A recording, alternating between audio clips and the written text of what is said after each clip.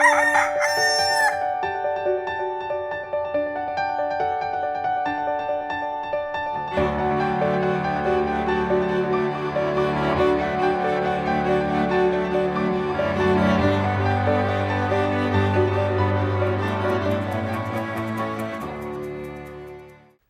umaga po mga kaibigan.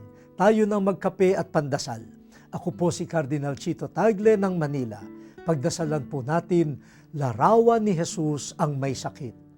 Bukas po ay kapistahan ng mahal na Birhen ng Lourdes. Araw ng panalangin para sa mga may karamdaman.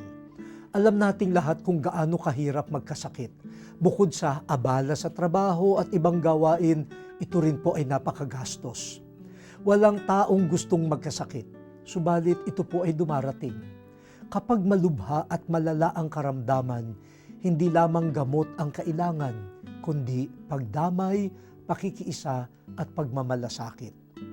Para po sa mga Kristiyano, ang may karamdaman ay larawan ni Jesus na nagdusa sa krus. Sa ating pagdalaw sa may sakit, dinadalaw at dinadamayan natin si Jesus.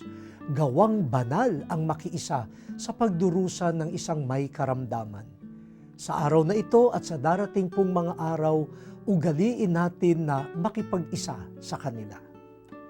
O Diyos, palakasin mo po ang mga may sakit.